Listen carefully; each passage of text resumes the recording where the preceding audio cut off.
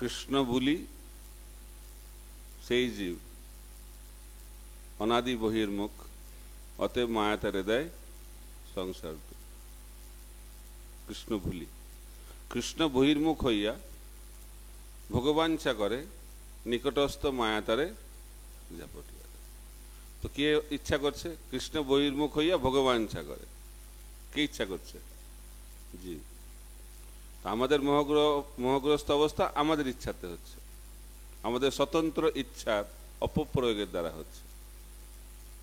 কিন্তু এখানে নারদ মুনির মোহগ্রস্ত অবস্থা ভগবানের ইচ্ছাতে হচ্ছে। একটা হচ্ছে মহামায়া, একটা হচ্ছে যোগমায়া। এটাই পার্থক্য, কিন্তু আপাত দৃষ্টিতে মনে হচ্ছে একই রকম। এটা আমাদেরকে খুব সাবধানতা সহকারে বুঝতে হবে, তা না হলে আমরা এই তত্ত্বগুলোকে উপলব্ধি করতে পারবো না। তো এখানে বলা হচ্ছে কূপমণ্ডক, তার উদাহরণ দেয়া হচ্ছে, অর্থাৎ কুয়োর ব্যাঙ। প্রভুপাদ এই উদাহরণ দিয়েছেন অনেক জায়গাতে, এখানে দিয়েছেন তাৎপর্যে। যে ব্যাঙ কুয়োতে থাকে, তো কুয়োতে যে থাকে তাকে যদি মহাসাগরের কথা বলা হয়, সমুদ্রের কথা বলা হয়, বুঝতে পারবে? তো উদাহরণ দিয়েছে, একটা ব্যাঙ চলে এসেছে, কুয়োর ব্যাঙের যে কুয়োতে থাকে কুয়োর ব্যাঙটা, সেখানে একটা ব্যাঙ এসে গেছে যে প্রশান্ত মহাসাগর থেকে এসে গেছে। তো ব্যাঙ দেখে খুব আনন্দ পেয়েছে, একটা বন্ধু এসে গেছে আর একটা ব্যাঙ। তাকে জিজ্ঞেস করছে, তুমি কোথা থেকে এসেছো, তুমি কোথায় থাকো? বলছে, আমি প্রশান্ত মহাসাগরে থাকি। বলছে, ওটা কিরকম? বলছে, ওটা একটা জলাশয়। যে কত বড় হবে ওটা? কুয়োর থেকে কত বড়? বলছে, না অনেক বড়। যে কত বড়? এর থেকে 2 গুণ হবে, 4 গুণ হবে। প্রভুপাদের পেট ফোলাতে থাকছে, তো পেট ফোলাতে ফোলাতে পেটটা ফেটে গেল। যতই পেট ফোলাক, যে কুয়োতে আছে তার পক্ষে প্রশান্ত মহাসাগর সম্বন্ধে জানা সম্ভব? তা আমাদেরও সেই অবস্থা, আমাদেরও সেই একই অবস্থা। আমরা হচ্ছি ক্ষুদ্র। কত ক্ষুদ্র? আত্মার আয়তনটা কত বলা হচ্ছে শাস্ত্রে? চুলের অগ্রভাগের 10,000 ভাগের 1 ভাগ। অনেক বড়। কিন্তু আমরা তো মনে করছি আমরা একটা বিরাট। এটা কেন হচ্ছে? এটা অবিদ্যার ফলে যে অহংকার হয়, মিথ্যা অহংকারের ফলে ক্ষুদ্র জীবাত্মা নিজেকে ভগবান বলে মনে করে। আর যে ভগবান নয় তাকেও ভগবান বলে মনে করে। এই সিদ্ধান্ত যদি আমরা ঠিকমতো ভাবে বুঝতে না পারি, তাহলে আমরাও বিভ্রান্ত হয়ে যাব। কে ভগবান এটা জানা খুব কঠিন। নারদ মুনির মতো মহান ব্যক্তিত্ব বুঝতে পারছেন না কে ভগবান। যেন বলা যে সেই সেই ঈশ্বর তত্ত্ব বুঝিবারে পারে, ঈশ্বরের কৃপালেশ হয়েছে যাহা। নিজের চেষ্টায় ভগবানকে বোঝা যাবে না। ভগবানের কৃপা যখন হবে তখন আমরা বুঝতে পারবো। তাহলে আমরা কি করবো? চুপচাপ ঘুমিয়ে থাকি নাকি? যখন কৃপা করবেন ভগবান, অনেকে বলে যে মন্দিরে আসবেন যখন ভগবান কৃপা করবেন, ভগবান যখন টানবেন তখন চলে যাব। কিন্তু সিনেমা দেখতে যাওয়া, শপিং মলে যাওয়া, তখন ভগবান না টানলেও দৌড়াচ্ছে। কিন্তু মন্দিরে আসতে গেলে তখন যত সব সমস্যা শুরু হচ্ছে, তাই না? এটা হচ্ছে অলসতার লক্ষণ।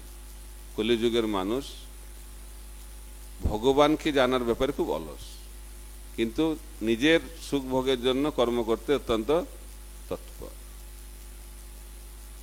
এখন আমাদেরকে বুঝতে হবে যে ভগবানের কৃপা কি করে লাভ করা যায়। তাই তো বলছে না যে সেই সেই ঈশ্বর তত্ত্ব বুঝিবারে পারে, ঈশ্বরের কৃপালেশ হয়েছে যা। তো কে কৃপা পাবে? তো ভগবানের কৃপা বলছে, ভগবানের কৃপা হচ্ছে অহৈতুকী কৃপা। বলা হচ্ছে ব্রহ্মাণ্ড ভূমিতে কোনো ভাগ্যবান জীব গুরু কৃষ্ণ প্রসাদে পায় ভক্তিলতা বীজ। তো কে পাবে কে পাবে না কি করে হবে ঠিক? এটাও একটা অদ্ভুত একটা রহস্য, ভক্তির রহস্য।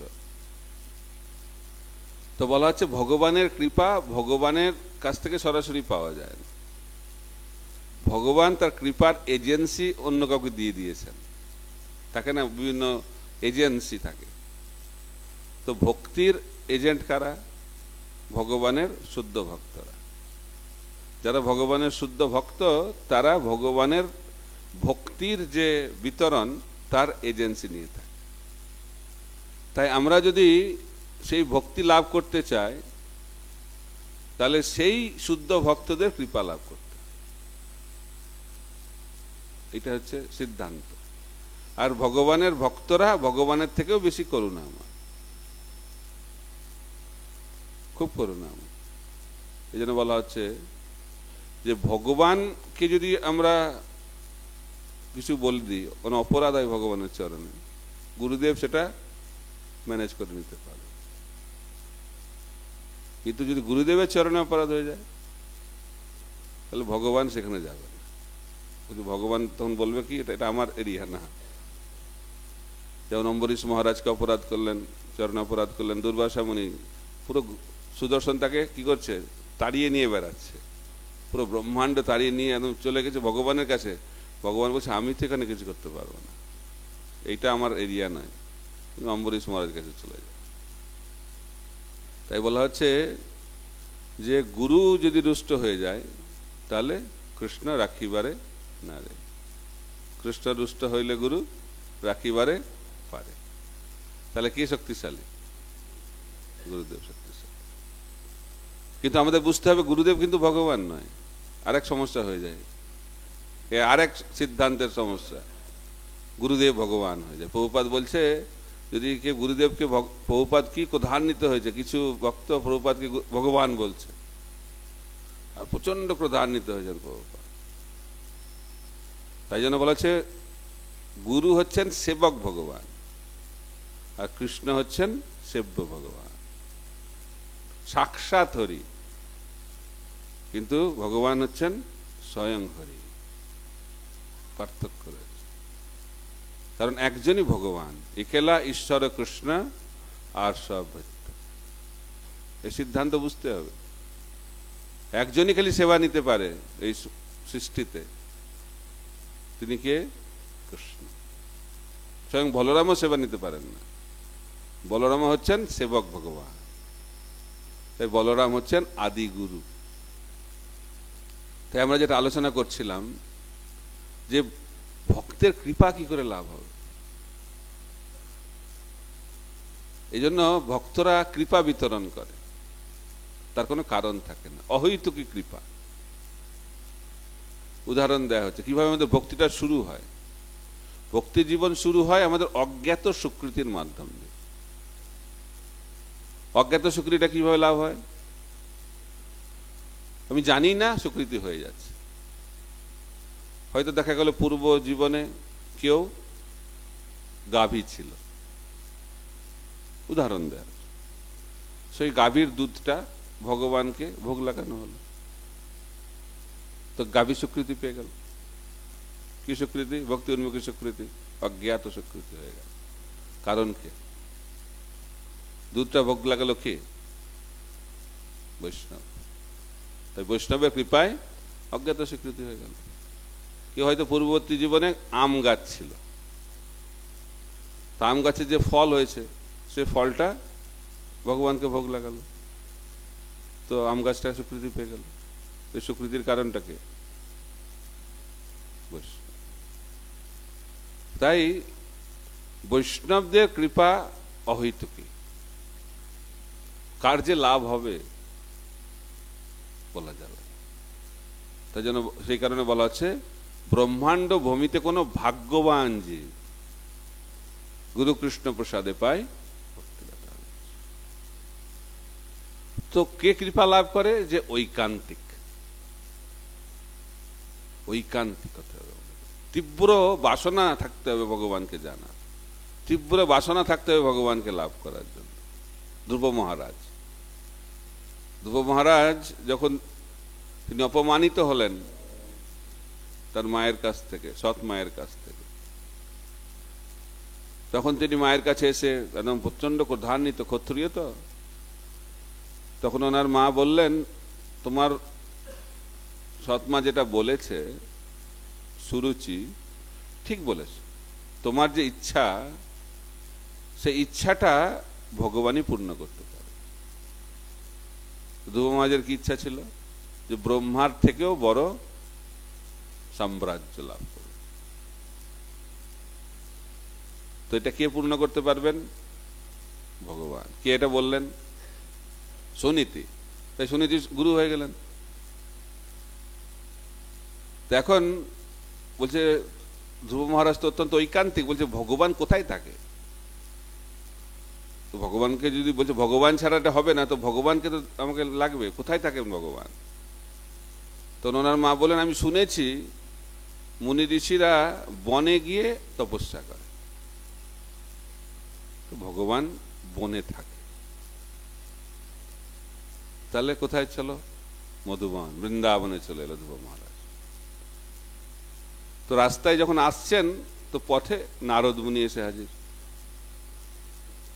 তো নারদ মুনি কোথা থেকে খবর পেল? তখন তো হোয়াটসঅ্যাপ ছিল না,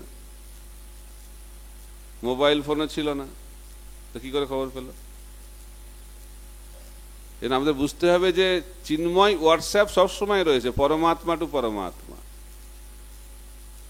যে ঐকান্তিক নারদ মুনির হৃদয়ে পরমাত্মা রয়েছে, আর ধ্রুব মহারাজের হৃদয়েও পরমাত্মা রয়েছে। পরমাত্মা হচ্ছেন আদি গুরু। তাই পরমাত্মা যখন দেখলেন যে ধ্রুব মহারাজ অত্যন্ত ঐকান্তিক, যেরকম ঐকান্তিকতা সেরকম গুরু পাওয়া যাবে। প্রভুপাদ বলছেন, আমরা যদি সহজে কিছু পেতে চাই, সহজে গুরু লাভ হবে। আমরা যদি ভোগ করতে চাই, তাহলে কর্মগুরু লাভ হবে। যদি আমরা তথাকথিত মুক্তি লাভ করতে চাই, জ্ঞানী গুরু লাভ হবে। কিন্তু যদি আমরা ভগবানকে পেতে চাই,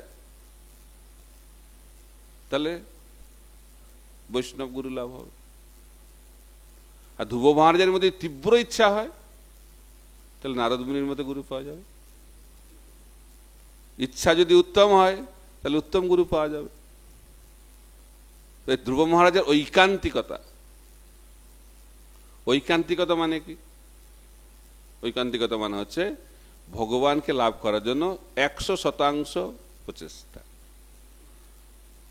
একটু করলাম, তাহলে ওরকমই গুরু পাওয়া যাবে। গুরু পাওয়ার পরেও ফল লাভ হবে না। সেই জন্য আমাদেরকে যদি কৃপা লাভ করতে হয়, ঐকান্তিক হতে হবে। এখানে প্রভুপাদ বলছেন যে ভগবানকে যদি আমরা বুঝতে চাই, তাহলে ভগবানের অচিন্ত শক্তি সে শ্রদ্ধা রাখতে হবে। ভগবানের শক্তি হচ্ছে অচিন্ত, আমাদের বুদ্ধি দিয়ে চিন্তা দিয়ে বোঝা যাবে না। নারদ ভাবছেন যে কৃষ্ণ দ্বারকাতে রয়েছে এবং তিনি শুনেছেন যে 16,108 মহিষী তার আছে। নারদ মুনি তো বিবাহিত না, তাই ভাবছে যে একজনকে বিবাহ করে সামলাতে পারবে না। তো আমার প্রভু 16,108 জনকে কি করে সামলাচ্ছে, দেখার ইচ্ছা হয়েছে। ব্রহ্মচারীর গৃহস্থদের ব্যাপারটা দেখার ইচ্ছা হয়েছে। মহান আমাদের গৃহস্থ তিনি হচ্ছেন কৃষ্ণ, তো তিনি কিভাবে সংসারটাকে পরিচালনা করছেন দেখতে এসেছেন। কোথায়? দ্বারকাতে। দশম স্কন্ধে ব্যাখ্যা আছে। তো এসে দেখছেন প্রথম প্রাসাদে এসেছে, আর প্রত্যেকটা রানীর জন্য আলাদা আলাদা প্রাসাদ। বলছে যে দ্বারকাতে 9 লক্ষ প্রাসাদ ছিল, 9 লক্ষ। আর এক একটা রানীর জন্য এক একটা প্রাসাদ, 16,108 রানীর জন্য। এখন একটা 1 BHK, 2 BHK, 3 BHK করি, আমরা ভাবছি যে কত বড় বাড়ি হয়ে গেছে। তো নারদ মুনি এসে দেখছেন যে রুক্মিণীর প্রাসাদে কৃষ্ণ রয়েছে, তো সকালের কাজ করছে। তারপর দ্বিতীয় প্রাসাদে গেছে, তো সেখানে দেখছে দুপুরের কাজ করছে। কি করে সম্ভব? একটা প্রাসাদে সকাল, একটা সকালে দুপুর, একটা প্রাসাদে বিকেল, একই সঙ্গে সমস্ত কাল বিরাজমান। বুঝতে পারবেন কি সম্ভব এটা? কি মাথায় ঢুকবে? মাথায় ঢুকবে না বলেই তো অচিন্তা। কারণ এক একটা প্রাসাদে ভগবান নিত্য দ্বারকার এক একটা লীলাকে প্রকাশ করছেন একই সঙ্গে। তাই ভগবানের লীলা এই জগতের কালের দ্বারা সীমাবদ্ধ নয়। আমাদের জন্য সকাল বিকাল দুপুর হচ্ছে, কিন্তু ভগবান সেই সকাল বিকাল দুপুরের দ্বারা সীমাবদ্ধ নয়। বিশ্বনাথ চক্রবর্তী ঠাকুর অপূর্বভাবে ব্যাখ্যা করছেন কিভাবে প্রত্যেকটা সময় একই সঙ্গে বিরাজমান দ্বারকায়। যেমন আমাদের ঋতুদ্বীপে 6টা ঋতু একই সময়ে বিদ্যমান, এটা ভগবানের অচিন্ত শক্তির প্রকাশ। এখন 16,108 কৃষ্ণ, তো 16,108 প্রাসাদে আছে। তো যখন অফিসে যাচ্ছে সুধর্মা সভায়, কোন কৃষ্ণ যাচ্ছে? রুক্মিণীর প্রাসাদের কৃষ্ণ, সত্যভামার প্রাসাদের কৃষ্ণ যাচ্ছে? কোন কৃষ্ণ যাচ্ছে? কি মনে হয় আপনাদের? জানেন এটা? জীব গোস্বামী ব্যাখ্যা করছেন কিভাবে 16,108 কৃষ্ণই বেরোয় রাজপ্রাসাদ থেকে। তো তারা গিয়ে একটা জায়গাতে মিলিত হয় এবং এক কৃষ্ণে পরিণত হয়। তো সে অফিসে চলে যায়। বুঝতে পারবেন এটা? আমাদের পক্ষে বোঝা সম্ভব? তারপর আবার যখন অফিস থেকে ফিরে আসে, আবার ওখান থেকে আবার 16,108 বিস্তার হয়ে আবার নিজের রাজপ্রাসাদে চলে যায়। এটা হচ্ছে ভগবান অচিন্ত শক্তি। আর এইটা এই নয় যে আলাদা আলাদা রূপ, একই। রুক্মিণীর প্রাসাদে যে কৃষ্ণ, সত্যভামার প্রাসাদে যে কৃষ্ণ, একই কৃষ্ণ, কোনো পার্থক্য নেই। এটা যে ভগবান অচিন্ত শক্তির প্রকাশ। তারপরে ভগবান বলছেন যে তিনি নৃত্য করছেন, এটা তো দ্বারকায় গেল। তারপরে এখন বৃন্দাবন। তো বৃন্দাবনে তো অনেক গোপী। যখন মহারাসলীলা হয়েছিল, কত গোপী? আচার্যরা ব্যাখ্যা করছেন 300 কোটি গোপী। 300 কোটি। জায়গাটা কত? আমরা রাসস্থলী, আপনারা যারা বৃন্দাবন ধাম দর্শন করেছেন, 300 কোটি। ভারতবর্ষের জনসংখ্যা 140 কোটি। বোঝা যাচ্ছে কি করে হচ্ছে? বিশ্বাস হয়? এটা বিশ্বাস হওয়া সম্ভব না, এটা চিন্তার বাইরে। আর প্রত্যেকটা গোপী ভাবছেন যে কৃষ্ণ ওনার সঙ্গে রয়েছে। অচিন্ত শক্তি, ওইটুকু জায়গা। তো অনেকে বলে যে কৃষ্ণ ডেলি যাচ্ছে বৃন্দাবন থেকে গোবর্ধন, অনেক দূর। তো আমরা তো কি করে যাই? গাড়ি করে যায়, অটো করে যায়, অনেক কত টাইম লাগে। আর কৃষ্ণ সঙ্গে সঙ্গে পৌঁছে যাচ্ছে গোবর্ধন। কি করে সম্ভব? যখন অসুররা আসছে আর পৌঁছাতে পারছে না, আর কৃষ্ণ যখন যাচ্ছে সঙ্গে সঙ্গে পৌঁছে যাচ্ছে। যখন কৃষ্ণ যাচ্ছে তখন ধামটা এরকম হয়ে যাচ্ছে, আর যখন অসুররা আসছে ধামটা এরকম হয়ে যাচ্ছে। অচিন্ত শক্তি। এটা কে বুঝতে পারবে? যে ভগবানের ভক্ত তারা বুঝতে পারে। এই জন্য বলা যায় সেই সে ঈশ্বর তত্ত্ব বুঝিবারে পারে, ঈশ্বরের কৃপালে হয়েছে যাহার। এটা 300 কোটি গোপীর সঙ্গে নাচছে। কতক্ষণ ধরে নাচছে? ব্রহ্মার এক রাত্রি। ব্রহ্মা নিয়ে আলোচনা হয়, কারণ ব্রহ্মা নিয়ে বলছেন বহুপাদ এখানে। আর ব্রহ্মা নারদের সংবাদ তো এটা হচ্ছে। তো ব্রহ্মা তিনি কতদিন বাঁচেন সেটা চিন্তা করতেই আমাদের মাথা খারাপ হবে। ব্রহ্মা বাঁচে 100 বছর, কিন্তু আমাদের মতো 100 বছর না। আমরাও 100 বছর বাঁচি, ব্রহ্মাও 100 বছর বাঁচে। কিন্তু ব্রহ্মার 100 বছর কিরকম আপনারা হয়তো অনেকে জানেন, কিন্তু আজকে যেহেতু আলোচনা হচ্ছে অচিন্ত শক্তি, তো ব্রহ্মা 1000 চতুর্যুগ। চতুর্যুগ মানে সত্যযুগ, ত্রেতাযুগ, দ্বাপর যুগ এবং কলিযুগ। কলিযুগের বয়স হচ্ছে 4,32,000 বছর। 8,64,000 বছর। ত্রেতা যুগের বয়স 12,96,000 বছর। আর সত্য যুগের বয়স 17,28,000 বছর। চারটাকে যোগ করলে কত হয়? 43,20,000। এটাকে বলে এক চতুর্যুগ বা এক দিব্য যুগ। আর সেটা যদি 1000 বার এরকম হবে, সেটা হচ্ছে এই ব্রহ্মার একদিন, এক কল্প, 12 ঘন্টা। বোঝা যাচ্ছে কেমন 12 ঘন্টা? আমাদের 12 ঘন্টা আর ব্রহ্মার 12 ঘন্টা। বুঝতে পারবো আমরা? তো ব্রহ্মার এক রাত্রি মানে আবার সেই একই, 2 দিয়ে গুণ করলে 14টা হয়ে গেল। 30 দিনে 1 মাস, 30 দিয়ে গুণ করলে 1 মাস হলো। তাকে 12 দিয়ে গুণ করলে 1 বছর, দিয়ে 100 দিয়ে গুণ করলে ব্রহ্মার আয়ু। বুঝা যাচ্ছে? বুঝতে পারবেন না। ইংরেজিতে বলছে 311 ট্রিলিয়ন 40 বিলিয়ন বছর বয়স হচ্ছে ব্রহ্মার আয়ু। তো এখন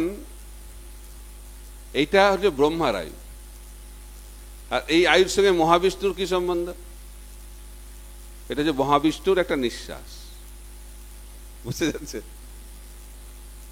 যে ব্রহ্মা এতদিন বাঁচছে, সেই টাইমটা লাগে কার? মহাবিষ্ণুর একটা নিঃশ্বাস ছাড়তে। এটা আমাদের পক্ষে বোঝা সম্ভব? অচিন্ত শক্তি। ব্রহ্মা এখন মহাবিষ্ণু নিঃশ্বাস ছাড়ছেন, তখন সমস্ত ব্রহ্মাণ্ড প্রকাশিত হচ্ছে।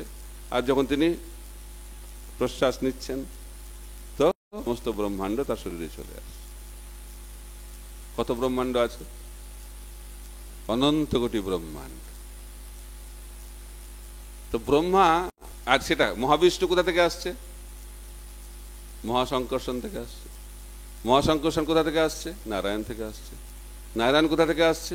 মূল সংকর্ষণ থেকে আসছে। মূল সংকর্ষণ কোথা থেকে আসছে? বলরাম থেকে আসছে। বলরাম কোথা থেকে আসছেন? কৃষ্ণ থেকে। তাহলে কৃষ্ণ কতদিন বাঁচেন? বোঝা যাচ্ছে যে নিত্য জিনিসটা কি? কাল, অচিন্ত।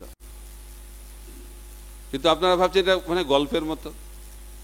কিন্তু আমাদের জীবনটাও কিছু কিছু জীবের ক্ষেত্রে ব্রহ্মার মতো। এই পৃথিবীতেও কিছু প্রাণী আছে, তাদের জন্ম হয়, আমাদের রাত্রির মধ্যেই জন্ম হয়। জন্মের পরে তাদের বৃদ্ধি হয়, তারা আবার জন্ম প্রদান করে, তারপরে বৃদ্ধ হয়, শরীর ছেড়ে দেয়। আমরা ঘুম থেকে উঠি, তখন একজনের জীবন শেষ। এটা হচ্ছে আপাত। কত ক্ষুদ্র আমরা, কিন্তু আমাদের থেকেও ক্ষুদ্র রয়েছে।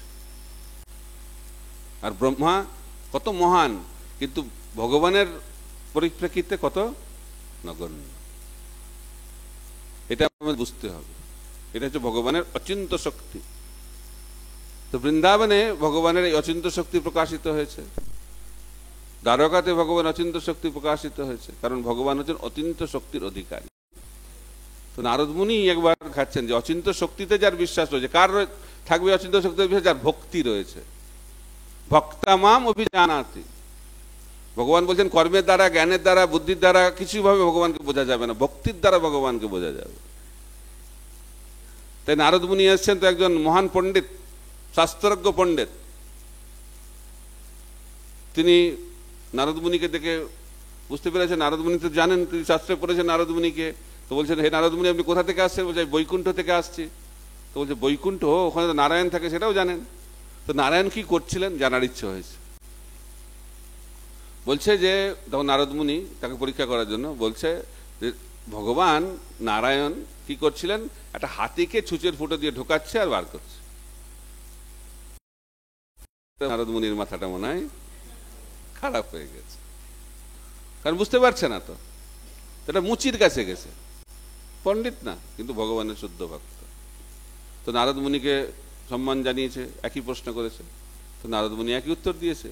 আর যখনই বলছে তখন তার প্রেমাশ্রু প্রকাশিত হচ্ছে। ও ভগবান এত মহান। তো নারদ মুনি বলছেন, আরে তুমি আমার কথা বিশ্বাস করলে নাকি? এটা সম্ভব কখনো? বলছে আমাদের পক্ষে তো এটা অসম্ভব, কিন্তু ভগবানের পক্ষে, আমার প্রভুর পক্ষে এটা কোনো ব্যাপারই না। বলছে কিরকম, একটু বুঝিয়ে বলো। তো বুঝিয়ে যখন বলছে, তখন নারদ মুনিকে বোঝাচ্ছেন। তিনি একটা গাছের নিচে বসে আছেন, মুচিটা। তো বলছেন গাছের মধ্যে ফল আছে, ফলের মধ্যে বীজ আছে। তো এই বীজটার মধ্যে কত কত বৃক্ষ আছে বলুন তো? কত বৃক্ষ আছে? অনন্ত। আমাদের অনন্ত আচার্য প্রভু ওখানে বসে আছেন, অনন্ত। তো বলছেন আমার প্রভু যদি একটা ছোট্ট বীজের মধ্যে অনন্ত বৃক্ষকে রাখতে পারেন, তাহলে তার পক্ষে একটা হাতিকে ছুঁচের ফুটে দিয়ে ঢুকাবে আর বার করবে, এটার কি এসে যায়? এটা হচ্ছে অচিন্ত শক্তি। এই অচিন্ত শক্তিতে যার শ্রদ্ধা রয়েছে তার কাছে ভগবান প্রকাশ হবে। ব্রহ্মা যিনি তপস্যা করেছেন, প্রচুর তপস্যা, যখন ব্রহ্মার জন্ম হয়েছে, ব্রহ্মার কোথা থেকে জন্ম হয়েছে? স্বয়ম্ভু। ব্রহ্মা নাভিকমল থেকে, কার? গর্ভদক্ষায় বিষ্ণু নাভিকমল থেকে প্রকাশিত হয়েছেন। তো প্রকাশিত হওয়ার পরে উপরে আসছে, উপরে যাচ্ছে আর আসছে, বুঝতে পারছে না কি হচ্ছে, সবকিছু অন্ধকার লাগছে। তখন তিনি শুনতে পেয়েছেন তপ তপ তপ, তপস্যা করো। তাই মনুষ্য জীবন, এই মনুষ্য শরীর তপস্যার জন্য, ভোগের জন্য নয়। অনন্ত শরীর আমরা পাই এই পৃথিবীতে, এই ব্রহ্মাণ্ডে, অন্যান্য ব্রহ্মাণ্ডে। ব্রহ্মাণ্ড ভ্রমিতে কোনো ভাগ্যবান জীব, গুরুকৃষ্ণ প্রসাদে পাই ভক্তিরতা বীজ। এই যে মানব শরীর, এটা ভোগের জন্য নয়।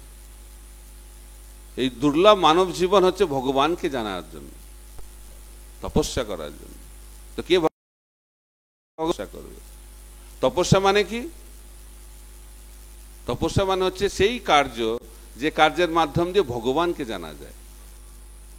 অনেক রকম লোকে তপস্যা করে। তপস্যা শুনলে হিরণ্যকশিপুর তপস্যা, সেও তপস্যা, সেই তপস্যার কথা বলা হচ্ছে না। যে তপস্যা আমাকে ভগবানের সঙ্গে সম্বন্ধ স্থাপন করতে সহায়তা করে, যে তপস্যা আমাদেরকে ভগবানকে জানতে সাহায্য করে, ভক্তিমূলক তপস্যা, সেই তপস্যার মাধ্যম দিয়ে আমরা ভগবানকে জানতে পারব। তাই ব্রহ্মা তপস্যা করেছে, অনেক তপস্যা করেছে। তারপরে তিনি বলছেন আমার একটা উপলব্ধি হয়েছে। কি উপলব্ধি? যে আমার পক্ষে ভগবানকে জানা অসম্ভব। কি করে সম্ভব? আমরা তো দূরের কথা, ভগবান নিজেই নিজেকে জানে না। তিনি অনন্ত, তার মানে তাকে মাপা যায় না। আর তিনি সবসময় বাড়ছেন। কৃষ্ণ কত সুন্দর, কিরকম মনে হয় আপনাদের? কিরকম সুন্দর হবে কৃষ্ণ? তার সৌন্দর্যটা কিরকম বোঝা যাবে না, অচিন্ত। কিন্তু উদাহরণ দেয়া হচ্ছে, উদাহরণ দেয়া হচ্ছে। কিরকম উদাহরণ? যে সৌন্দর্যটা, এই জগতে যারা সব থেকে সুন্দরী আপনারা জানেন, সৌন্দর্যের প্রতি আকর্ষণ জীবের স্বাভাবিক লক্ষণ। অপূর্ব সব সুন্দরী রয়েছেন এই পৃথিবীতে, তার থেকে অনন্ত কোটি গুণের সুন্দরী হচ্ছে স্বর্গের অপ্সরারা।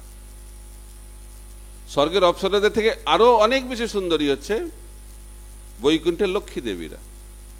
বৈকুণ্ঠের লক্ষ্মী দেবীর থেকেও সুন্দরী হচ্ছেন দ্বারকার মহিষীরা। দ্বারকার মহিষীদের থেকেও অনেক সুন্দরী হচ্ছেন ব্রজাঙ্গনা, অর্থাৎ ব্রজের গোপিকারা। তো ব্রজে কত গোপী রয়েছে? অনন্ত। এই শব্দটা মনে রাখবেন, অনন্ত। ঠিক আছে? আমরাও কিন্তু অনন্ত, ঠিক না? আমাদের কি অনন্ত রয়েছে? অনন্ত কামনা বাসনা রয়েছে। তাই ভগবানও অনন্ত, আমরাও অনন্ত। কিন্তু ভগবান অনন্ত গুণের অধিকারী, আর আমরা হচ্ছি অনন্ত কামনা, জড় কামনা বাসনার অধিকারী। এখন যে ব্রজের যে গোপিকারা, তার মধ্যে 108 গোপী হচ্ছে সর্বশ্রেষ্ঠ। 108-এর মধ্যে 8 হচ্ছে সর্বশ্রেষ্ঠ। দুটো দল আছে ওখানে, চন্দ্রাবলী আর রাধারানী, দুইটা দলের দুই নেত্রী। 4 ওই দুই দলের, এই অষ্টক সখিনী, এটা হচ্ছে সব রাধারানীর। মহাপ্রভু আমাদেরকে রাধারানীর দলের গোপীদের উপাসনা করতে শিখিয়েছেন। আমরা হচ্ছে রাধারানীর দলের লোক। ঠিক আছে? এটা হচ্ছে আমাদের আচার্যদের ভাব। গৌরীয় মানে হচ্ছে রাধারানীর সেবক। আমরা রাধারানীকে পূজা করি কারণ রাধারানী কৃষ্ণের সঙ্গে রাধারানী যুক্ত বলে বৈষ্ণবেরা রাধারানীকে উপাসনা করেন। কিন্তু গৌরীয় বৈষ্ণবরা রাধারানীকে উপাসনা করেন। কিন্তু তারা কৃষ্ণকে কেন উপাসনা করেন? যেহেতু রাধারানী কৃষ্ণকে উপাসনা করেন বলে। এটা হচ্ছে পার্থক্য। অন্যান্য বৈষ্ণবদের থেকে গৌরীয় বৈষ্ণবরা কেন আলাদা কিভাবে? ছিল ভক্তিচন্দ্র সরস্বতী ঠাকুর প্রভুপাদ এই সিদ্ধান্ত দিচ্ছেন যে আমরা কৃষ্ণকে উপাসনা করছি কেন? কারণ রাধারানী কৃষ্ণকে উপাসনা করেন বলে, কিন্তু আমাদের প্রধান উপাসনার ব্যক্তিত্ব হচ্ছেন শ্রীমতী রাধারানী। তাই রাধারানী এবং চন্দ্রাবলী হচ্ছে দুই সর্বশ্রেষ্ঠ অপূর্ব সুন্দরী দুইজন। এই জন্য কৃষ্ণ মাঝে মাঝে চন্দ্রাবলীর কাছে চলে যায় আর মাঝে মাঝে রাধারানীর কাছে চলে আসে, এটা লীলা চলতে থাকে, লীলা। তো এই দুজনের মধ্যে সর্বশ্রেষ্ঠ হচ্ছে শ্রীমতী রাধারানী। তো শ্রীমতী রাধারানীর কাছে একজন গোপী এসে বলছেন যে আজকে আমি কৃষ্ণের অপূর্ব সৌন্দর্য দর্শন করলাম, বলছে তুমি অত্যন্ত ভাগ্যবতী, আমার সেই সৌভাগ্য কখনো হবে না। বলছে কেন? বলছে আমি যখন কৃষ্ণের শরীরের একটা অঙ্গের দিকে তাকাই, সেই অঙ্গ থেকে আমার চোখটা সরে যায় না। বললাম কি করে দেখবো কৃষ্ণকে? দেখা সম্ভব না। আর গোপিকারা তো ব্রহ্মাকে আবার খুব তিরস্কার করছে, কারণ কৃষ্ণ আসছে সারাদিন গোচারণ করে, তো গোপীরা অধীর আগ্রহে তাকিয়ে আছে, কৃষ্ণ আসছে অপূর্ব সুন্দর, তো ভাবছে যে এই ভগবানের অনন্ত সৌন্দর্যকে দেখার জন্য সৃষ্টিকর্তার আমাদেরকে অনন্ত চোখ দেওয়া উচিত ছিল, কিন্তু মাত্র দুটো দিয়েছে, আর চোখের পলক দিয়ে দিয়েছে। আর চোখের পলক যে একবার পরে সেটা একটা যুগের মতো লাগে, কত তাদের যন্ত্রণা।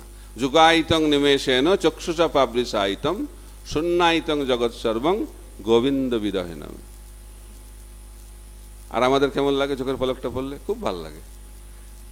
চোখের পলকটা পড়লে মানে আর যেন না এটা ওঠে, তাহলে কত আনন্দ না চোখের পলকটা পড়লে। কিন্তু গোপীদের কেমন লাগছে? একটা যুগের মতো লাগছে। তাই আমাদের কি দশা আর গোপীদের কি অবস্থা। তো সেই সৌন্দর্য, রাধারানী বলছেন যে ভগবানের একটা অঙ্গকে দর্শন করলেই সেখান থেকে চোখ সরাতে পারছে না, কত সুন্দর হবে। তো রাধারানী তো বুঝতে পারছে না, স্বয়ং কৃষ্ণই বুঝতে পারছে না।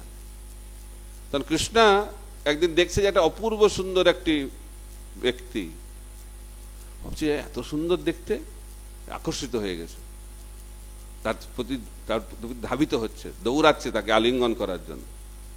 তার কিছুক্ষণ যাওয়ার পরে দেখছে আরে এটা তো আমারই প্রতিফলন। তখন কৃষ্ণ ভাবছে যে আরে আমি এত সুন্দর, তার মনে হচ্ছে তাহলে আমি তো জানি না আমি কত সুন্দর, তাহলে ভগবান হয়ে কি লাভ হলো? তো আমি তো দেখছি যে আমার থেকে আমার ভক্তরা বেশি আনন্দ পাচ্ছে, তা ভগবান হয়ে কি লাভ? খালি লেকচার দিলে হবে ভাবছে, ভক্তারাম যোগ্যতা অবসঙ্গ তো বলে দিলাম, কিন্তু ভোগ তো আমি করছি না, ভোগ কে করছে? আমার ভক্তরা করছে।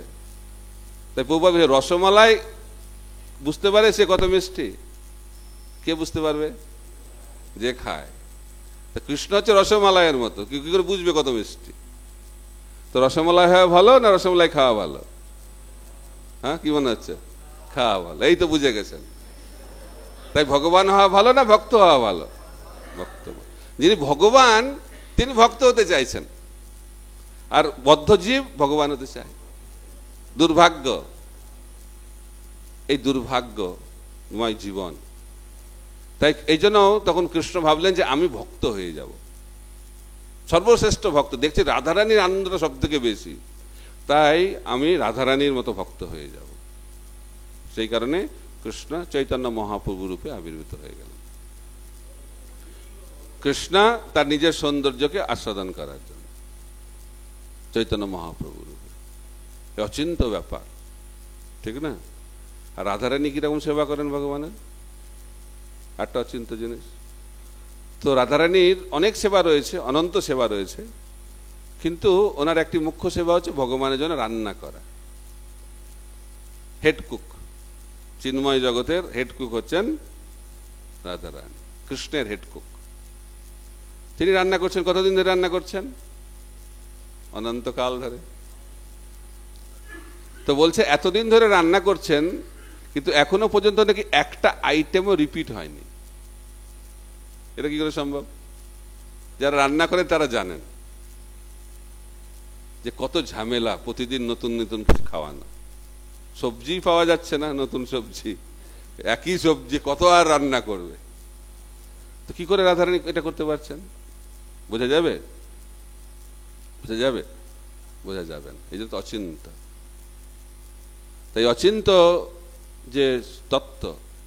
এটা খালি ভক্তির মাধ্যম দিয়ে প্রকাশিত হবে। বলছে রাধারানী যখন কৃষ্ণের দিকে তাকায় কৃষ্ণের সৌন্দর্য বেড়ে যায়। কৃষ্ণ কি করে বুঝবে সে কত সুন্দর? তার সৌন্দর্য সবসময় বাড়ছে। আর কৃষ্ণ যখন রাধারানীর দিকে তাকায় রাধারানীর সৌন্দর্য বাড়তে থাকে, ক্রমবর্ধমান সৌন্দর্য, অনন্তকাল ধরে তাদের সৌন্দর্য বাড়ছে। এটা বলছে আনন্দম্বুদি বর্ধনম প্রতিপদম পূর্ণামৃত আস্বাদনম। এই অচিন্ত তত্ত্ব, এটা বুঝতে গেলে ভগবানের ভক্ত হতে হবে। ভগবানের শুদ্ধ ভক্তরা এই সমস্ত জিনিসকে উপলব্ধি করতে পারেন, কারণ ভগবান তাদের কাছে সেটা প্রকাশ করেন। এই জন্য আমাদের কর্তব্য হচ্ছে সেই ভক্তদের আনুগত্যে ভগবানের সেবায় যুক্ত হওয়া। যেন বলছে অত শ্রীকৃষ্ণ নাম আদি ন ভবেদ গ্রাহ্যম ইন্দ্রিয়ই সেবন মুখে জিভাদৌ স্বয়ং স্ফুরত্তত। যদিও ভগবানকে এই চোখ দিয়ে দেখা যাবে না, এই কান দিয়ে ভগবানের কথা শোনা যাবে না, এই ত্বক দিয়ে ভগবানকে স্পর্শ করা যাবে না, কিন্তু বলছেন রূপ গোস্বামী যে আমাদের ইন্দ্রিয়কে যদি আমরা ভগবানের সেবায় লাগাই, বিশেষ করে জিহ্বা ইন্দ্রিয়, জিহ্বাদৌ, কারণ জিহ্বা দুটি কাজ, একটা কথা বলা আর একটা হচ্ছে স্বাদ আস্বাদন করা। তাই প্রভুপাদ বলছেন আমরা যদি দুটি কাজ করি, অর্থাৎ ভগবানের নাম রূপ গুণ লীলার কীর্তন করি, হরে কৃষ্ণ কৃষ্ণ কৃষ্ণ হরে হরে, হরে রাম রাম রাম হরে হরে, আর কীর্তন করতে করতে যখন ক্ষুধার্ত হয়ে পড়বে তখন কৃষ্ণ প্রসাদ। কঠিন কাজ, তাও কঠিন লাগে। কলিযুগের অবস্থা এত খারাপ। বলা হচ্ছে যে মহাপ্রভুর আন্দোলন হচ্ছে নাচো গাও ভক্ত সঙ্গে করো সংকীর্তন, এমনই মধুর মহাপ্রভুর বচন। এত সুন্দর ধর্মের পন্থা কে দিতে পারে? নাচো আর গাও, আর তো কোনো কাজ নাই। তাই ছিল প্রভুপাদ বলছেন যে শুদ্ধ ভক্ত, যারা উন্নত ভক্ত, তারা কি করে 24 ঘন্টা ভগবানের নাম কীর্তন করে আর ভাগবত শ্রবণ করে। প্রভুপাদ ভাগবতের তাৎপর্য লিখছে। তাই একজন ভক্তের উচিত সবসময় 24 ঘন্টা ভগবানের কথা শ্রবণ কীর্তন করা। তো এটা শুনে তো আমাদের হার্ট অ্যাটাক হয়ে যাবে। 24 ঘন্টা 2 ঘন্টায় হচ্ছে না ঠিক মতো করে, 16 মালা জপ করতে করতে হিমশিম খেয়ে যাচ্ছে, ঠিক না? আর 1 ঘন্টা ক্লাস, এটা শুনতেই কত কষ্ট। কখন শেষ হবে? আপনারা অনেকে এখন ভাবছেন কখন শেষ হবে, 9টা তো বাজছে, শেষটা হচ্ছে না কেন? এখনো 9টা হয়ে গেল, আমি শেষ করে দেবো, কোনো অসুবিধা নেই, কোনো চিন্তার কোনো কারণ নেই। তো 9টা, আমাদের 3 ঘন্টা শ্রবণ কীর্তন করতেই কত কষ্ট। তার কারণটা কি? কারণ রুচি নেই। যে জিনিসে রুচি নেই সেটা করতে খুব কষ্ট হয়। কেন রুচি নেই? কারণ এই জগতের বিষয় ভোগে রুচি রয়েছে। তো যতক্ষণ পর্যন্ত আমাদের এই জগতের বিষয় ভোগে রুচি থাকবে, ভগবানের নামে কি করে রুচি হবে?